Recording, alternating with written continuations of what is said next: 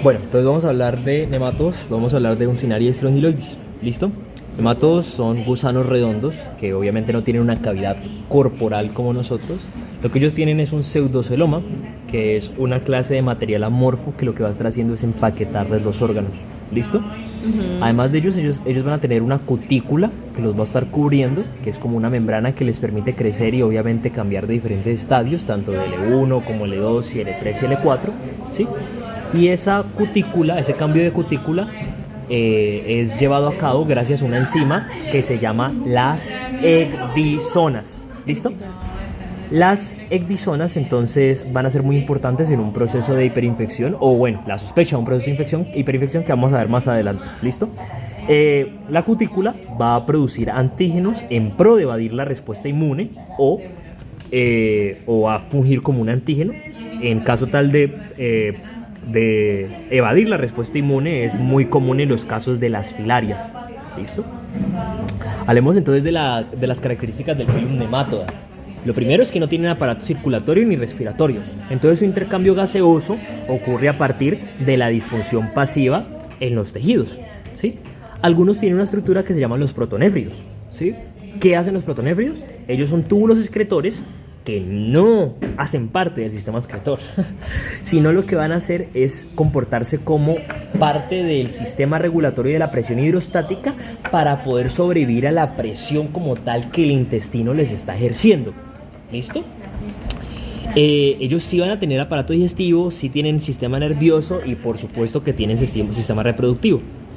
Hay algunos que tienen macho, hay unas especies que tienen macho, hay otras que tienen hembra, hay otras que solo tienen hembra o hay otras que tienen hembras en estadios hermafrodíticos, ¿sí?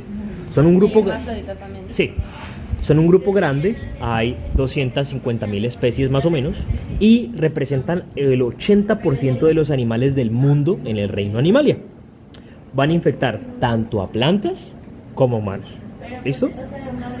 Hay algunos que son microscópicos y hay algunos que son macroscópicos, son gigantes, inclusive hay algunos que infectan a ballenas que pueden llegar a medir 8.4 metros. Hablemos de las uncinarias, ¿sí? Las uncinarias son un tipo de nematodos intestinales que en su extremo anterior tienen un aparato bucal en forma de gancho. De hecho, por eso se llaman uncinarias, porque uncus en latín significa gancho, por eso el nombre. Dentro de estas uncinarias nosotros las podemos diferenciar dependiendo de ese aparato bucal, de esa cápsula bucal. Entonces vamos a encontrar dos tipos de uncinarias intestinales, que son los ancylostoma duodenalis, que tienen dientes, ¿sí? Ancylostoma, ¿por qué? Porque ancyllos es ganchos y estoma es boca, ¿sí? Entonces, ancylostoma, boca con ganchos, ¿sí? Ellos van a variar según el género y el número de dientes y la forma de las placas, pues según la especie. Entonces, los ancyllostomas tienen esa cápsula bucal con dientes, mientras el Necatodon americanus tiene placas cortantes en vez de dientes. ¿Listo? Los machos de las uncinarias en su porción anterior va a tener algo que se llama la bursa copulatoria. La bursa copulatoria, así como imagínense el símil de que algunas veces han visto que gatos copulando muerden a la gata en el pellejo, lo mismo pasa con las bursas copulatorias, van a permitir agarrar a la hembra y fecundarla, ¿sí?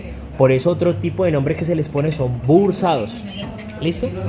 Hablemos entonces del ciclo de vida de ellos, ¿sí? Ellos van a vivir en el duodeno de los seres humanos. Los adultos, maduros sexualmente, están ahí viviendo, con su cápsula bucal están ahí alimentándose exclusivamente pues, de la sangre del duodeno. Y ahí también van a haber pues tanto machos como hembras que están haciendo ese proceso y ellos van a copular. ¿Ellos se lo comen sangre? Sí, ellos van a estar chupando sangre y también chupando pues parte del plasma, ¿cierto? Ellos van a copular y van a producir los huevos después de que la hembra los expulsa. Esos huevos van a ir hacia la luz del intestino y son arrastrados por el peristaltismo con el bolo fecal y salen afuera hacia la tierra, ¿sí? Donde pueden permanecer horas o días dependiendo de la temperatura. Esas larvas en estadio L1 que se encuentran en el huevo, luego de romper el huevo y salir ya a la tierra van a pasar de estado L2 a estado L3. Ya en estado L3 se conocen como larvas filariformes. Esas larvas filariformes representan el estadio infectivo del parásito. Esa larva filariforme tiene un tropismo por la luz. Además de eso, tiene termorreceptores que le permiten encontrar a los animales de sangre caliente para alimentarse de ellos. También tiene unas proteasas que le permiten destruir la epidermis de los humanos e ingresar hacia la microcirculación. Ellos prefieren la tierra con mucho humus, ¿sí? O sea, una tierra negra, húmeda y bien oxigenada, como por ejemplo la tierra de los cafetales, donde van a haber personas descalzas que van a estar recogiendo el café, y obviamente en espacios donde no tenemos el callo, esas larvas filariformes se van a meter por la piel, específicamente por los espacios interdigitales, hacia la microcirculación. Cuando entran en la microcirculación, luego se van a ir a los pulmones. En los pulmones van a permanecer un tiempo en el estadio L3 y luego se van a convertir en el estadio maduro, que es el estadio L4.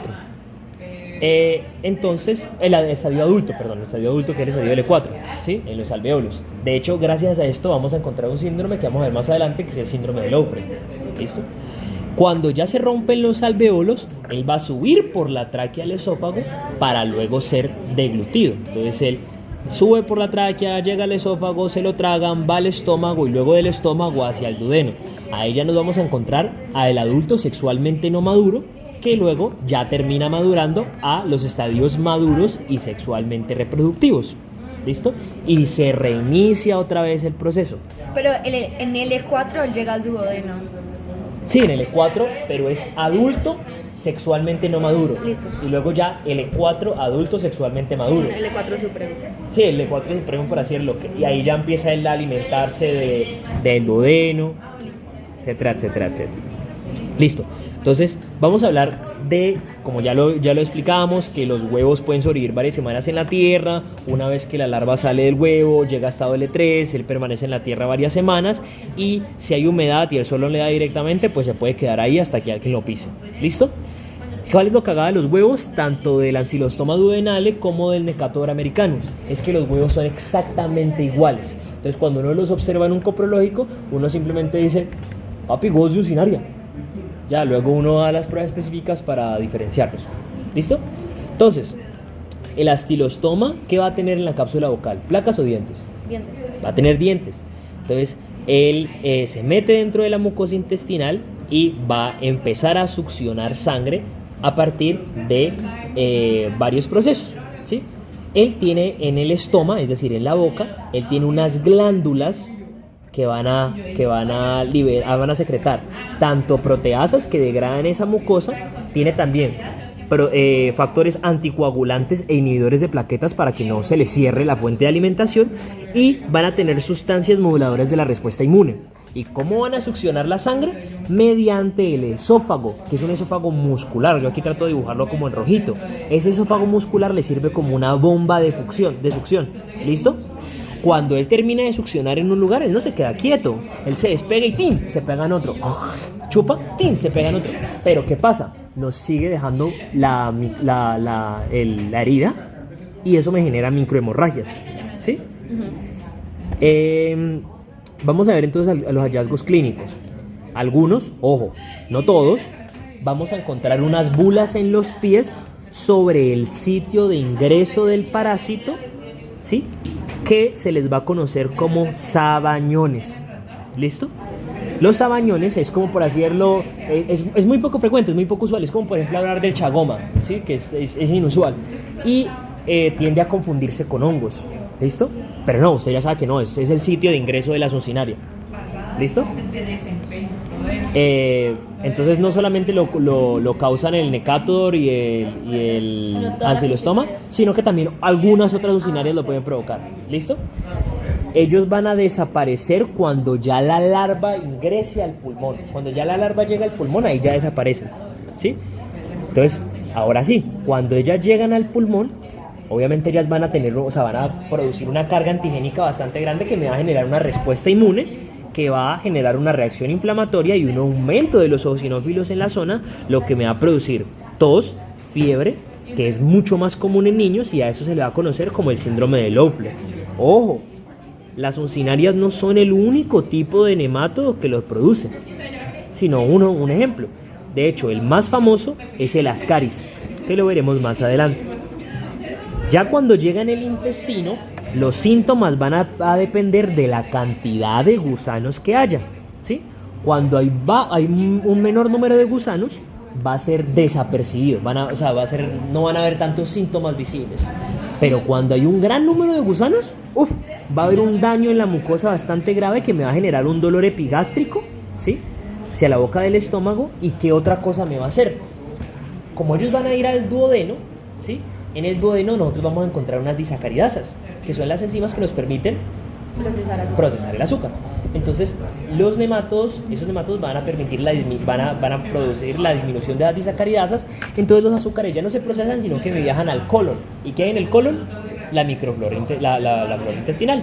Entonces la flora intestinal se va a dar un festín, van a fermentar el azúcar y generar todos esos procesos, lo que me va a producir gases, flatulencias, llenuras y náuseas.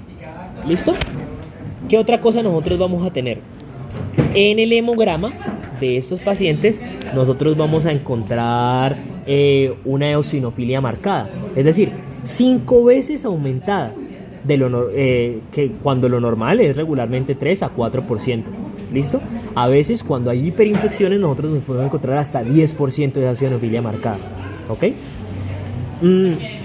Entonces el paciente nos va a surcar también con otro síntoma, que es la insuficiencia de hierro, es decir, nos va a tener una anemia de tipo microcítica hipocrómica. ¿Listo? Porque pues el gusano, al estar succionando esa sangre, también va a estar comiéndose ese hierro. ¿Microcítica, micro qué? Microcítica hipocrómica. ¿Listo? Cuando el gusano está alimentando eso, entonces también se va a comer plasma, por eso el paciente también va a cruzar con una hipogamaglobulinemia. Entonces tampoco va a haber albúmina. Como no hay albúmina, no va a haber la ley de Starling, es decir, ese principio oncótico que nos está trayendo el agua hacia los espacios intravasculares. Entonces esa agua se va a ir hacia el espacio extravascular, es decir, hacia el tejido intersticial, y nos va a producir edema. ¿Listo? Hay otra característica, y es que si no hay hierro, ¿qué pasa con el oxígeno? Pues no se transporta. Entonces, no se pega. Claro, entonces como no se transporta el oxígeno, las estructuras, los tejidos van a surcar con hipoxia. Entonces, ¿qué hace el cuerpo para tratar de compensarlo? Pues quiere que más sangre se oxigene. Entonces lo que él hace es que aumenta la frecuencia cardíaca para que más sangre llegue hacia los pulmones y exista el proceso de oxigenación. ¿Qué sucede? Que eso solo funciona en los primeros minutos. Después, eso lo que va a generar es una insuficiencia cardíaca, porque por más sangre que yo quiero oxigenar, pues si no hay oxígeno pegándose, entonces él nunca se termina regulando ese proceso de aumento de frecuencia cardíaca y genera la insuficiencia cardíaca. ¿Listo? ¿Qué nos vamos a encontrar en niños? Anasarca, que es un edema diseminado y constante y severo. También vamos a surcar con hipotermia, que es disminución, o sea, que va a presentar una temperatura corporal menor a 35 grados centígrados, y también va a tener retardo en el crecimiento por hipoxemia. Inclusive se llega a pensar que también hay capacidades cognitivas disminuidas. Por eso lo que hacían antes era que en los colegios públicos hacían etapas de desparasitación cada determinado tiempo para conseguir aumentar las capacidades cognitivas de los niños. Pero obviamente es un coso que es re impreciso, y que hay que dar más estudios de esos, porque la capacidad cognitiva de los niños se puede ver de su ambiente, de su influencia y de muchas otras más cosas. ¿Listo? Estas infecciones son mucho más comunes en niños menores de 12 años. Específicamente de 8 a 12 años. Ojo, no a todos les da uncinarias, ¿sí? Pero, perdón, no significa que a todos que solamente los niños tengan uncinarias, sino que es la mayor parte de personas a las que les da uncinaria. Pero las uncinarias nos pueden dar a todos, ¿listo? A todos les pueden dar uncinarias. De hecho, en Colombia la tasa de infección de uncinaria es del 6.4%. Y de ese 6.4%, la mayoría de infecciones, o sea, la mayor prevalencia está en el Amazonas, casi el 35.7%. ¿Listo? El diagnóstico. ¿Cómo se hace el diagnóstico? Bueno, antes de eso te voy a dar un dato curioso, y es que el Necatus americanus come más sangre que el Ancylostoma duodenalis. ¿Listo? Entonces cuando uno hace el diagnóstico, se tiene que hacer un recuento del parásito, y ese recuento del parásito, según cuántos parásitos uno observe por campo de visión, se multiplica por un factor de conversión que me va a indicar si la carga es leve, moderada o severa. ¿Listo? Entonces, uno lo que va a hacer es que va a ver los huevos en la materia fecal, ¿sí? Se cuentan cuántos se ven por campo. Regularmente uno ve 6 por campos, o sea, uno ve 6 campos más o menos. Y esos huevos que uno los ve, los multiplica por un factor de conversión.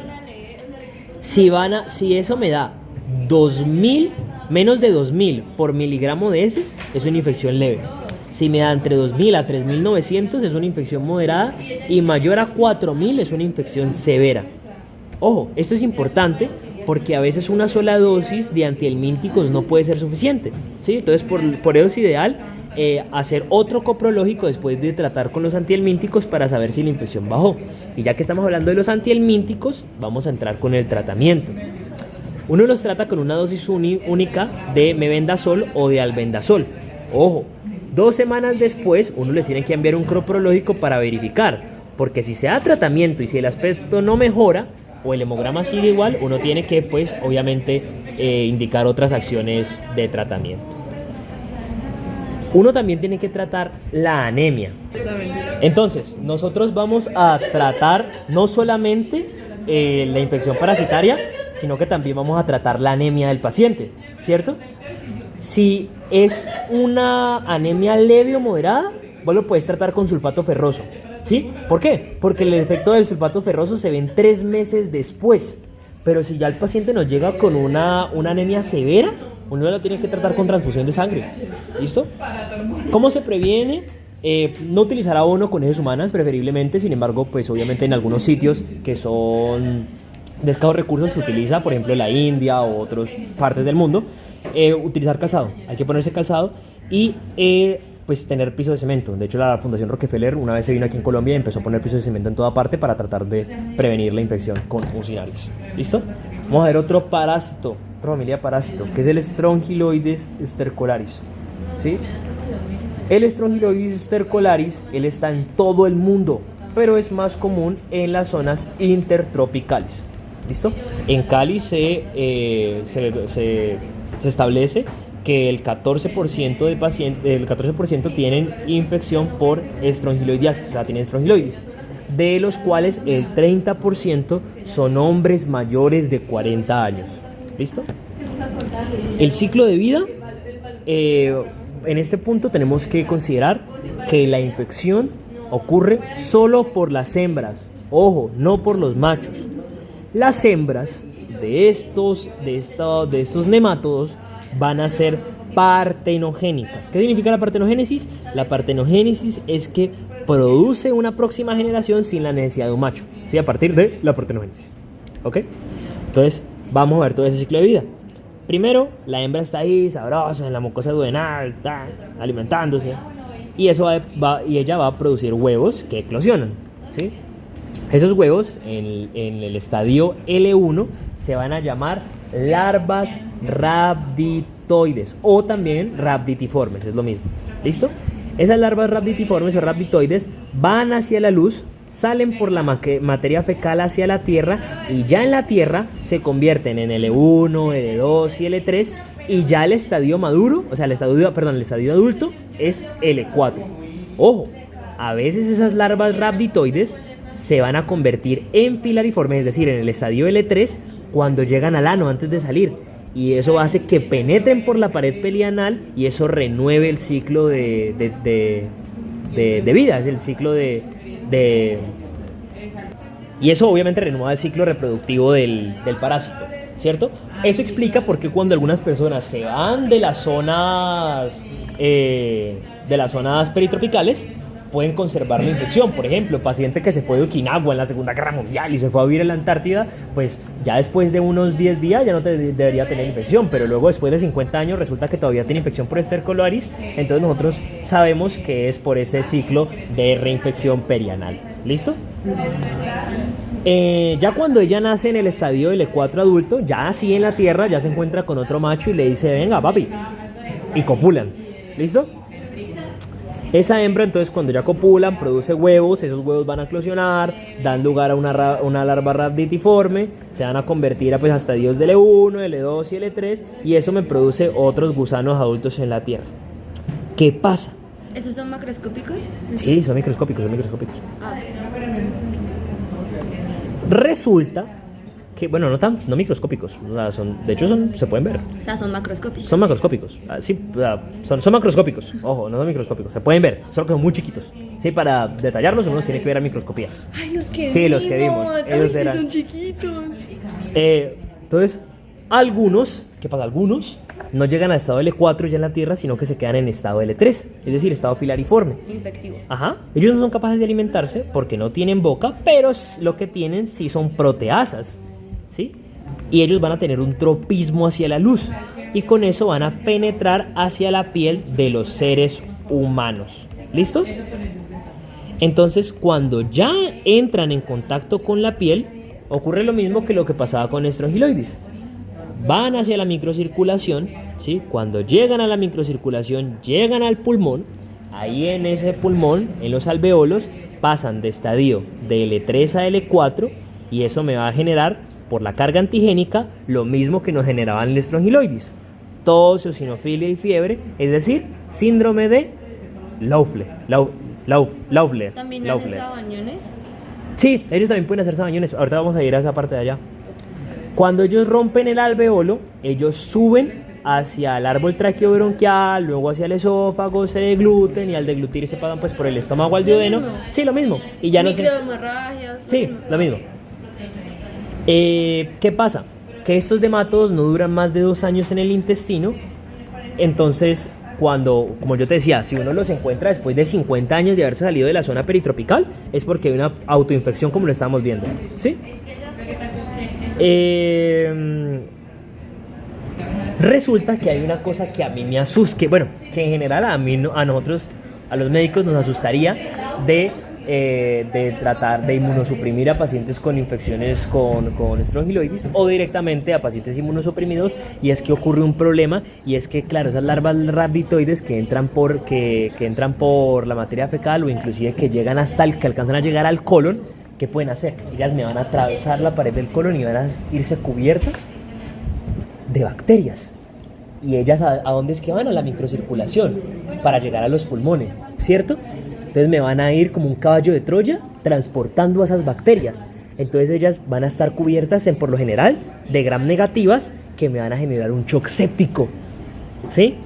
Entonces las personas van a morir por infección por Strongyloides stercolaris, mayoritariamente por ese shock séptico, ¿ya? Porque cuando eso ocurre en general por hiperinfecciones, que es muy común en pacientes inmunocomprometidos, donde ya las larvas no solo se van a quedar en el duodeno, sino que llegan al colon, lo perforan, se cargan de esas gram negativas, pasan a la microcirculación hacia los pulmones, con esas bacterias me generan el shock séptico y el paciente se me va a morir, marica. Por eso es tanto miedo de la inmunosupresión, porque me puede dar una hiperinfección. Espérate. Entonces, estamos hablando de que ellas también van a generar sabañones, ¿listo? Entonces van a tener una presentación clínica que son lesiones cutáneas, van a tener dermatitis pruriginosa, y ya la larva cuando recién está infectando, cuando recién está entrando, va a entrar en forma de larva currens, así se le conoce, larva currens, ¿sí? Esa larva currens se va a demorar en entrar a la sangre y es por eso que me genera esos trayectos pruriginosos. ¿Listo? Entonces, ¿por qué se va a llamar larva currens? Se llama larva currens porque cuando ella ingresa, hace ese trayecto pruriginoso y en cuestión de 2 días, ya alcanza... No, se llama currens porque lo que hace es que llega rapidísimo a la microcirculación. Entonces, ¿Qué es current? se llama así, o sea, currents es la terminología de que hace ese trayecto como curviado, como pruriginoso, y termina ya llegando a la microcirculación. Entonces muy pocas veces te va a hacer esa dermatitis, ¿listo? Entonces algunos pasan desapercibidos y otros dan la sintomatología de que, por ejemplo, ya pueden llegar a tener ese sabiñón que habíamos visto. Otra cosa que pueden tener es que a algunos les va a caer mal la comida y el dulce, sí, a algunos pacientes. ¿sí? Van a, no, a la larva no, al paciente. A la larva no, le cae mal el 12. Van a tener también sensación de llenura y van a tener un borrismo intestinal, que es un aumento de los ruidos intestinales. Van a también cursar con diarrea, constipación o cuadro de vómitos intermitentes. Ojo, todos estos síntomas que te estoy diciendo van a depender de la cantidad de gusanos y larvas que lleguen. ¿Listo? En un caso, los gusanos se metieron en el anto gástrico y generaron gastritis enfitematosa. Pero también se ha visto que esos gusanos pueden también producir apendicitis, no es la principal causa obviamente, también pueden producir hepatitis granulomatosa y pueden producir ascitis eosinofílica, ¿sí? Que me va a generar un desbalance de electrolitos severo. ¿Listo?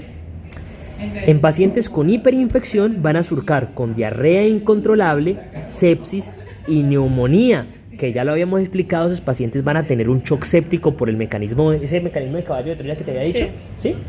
Esto ocurre en la mayoría de pacientes inmunosuprimidos, pero ojo, ojo, lo más interesante es que no en pacientes con VIH. Ya te explico por qué. Entonces, ese shock séptico también va a surcar con hemorragias a nivel de los alveolos. Pueden haber también meningoencefalitis, y la mortalidad de pacientes con hiperinfección y que tienen meningoencefalitis y todos estos cuadros que ya hemos visto es casi el 50%.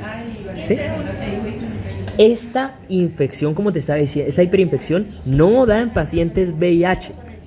¿Sí? Sí les da a pacientes que reciben tratamiento inmunosuprimido con glucocorticoides. Que los inmunosuprimidos... Ya te explico. Okay. O sea, se dice, no sé, la explicación que nos da la doctora Gloria Palma es que si se pensara que una de las causas de la hiperinfección es con pacientes VIH, probablemente se hubiera estudiado más a profundidad en la época del boom del VIH, pero realmente se dio por contado, entonces no se estudió. Entonces se empezaron a dar otras causas de hiperinfección en inmunosuprimidos y se encontró que eran en pacientes que recibían glucocorticoides para el tratamiento de trasplantes, por ejemplo. ¿Sí? Entonces, cuando vos te van a dar el riñón, te utilizaban glucocorticoides para inmunosuprimirte. ¿Sí? Entonces, el problema eran los glucocorticoides.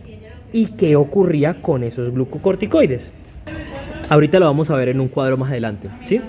Entonces, también esta hiperinfección sí se explica en pacientes que tienen el virus HTLV1, es decir, el virus linfotrópico humano de células T tipo 1. Es un virus, ¿sí? Entonces, en esos pacientes sí tenemos que correrle a la hiperinfección con estrongiloides. ¿Listo? Esos pacientes que tienen esta infección por este virus son muy comunes en la costa pacífica y en Buenaventura, ¿sí? ¿Qué me va a producir el virus linfotrópico humano de células T? Pues me produce paraparesia espástica, su transmisión es transmisión sexual, también pues se puede dar de madre a hijo mediante la lactancia. Y realmente no se sabe por qué los pacientes con este virus hacen hiperinfección con estrongiloides. No se sabe, ¿sí?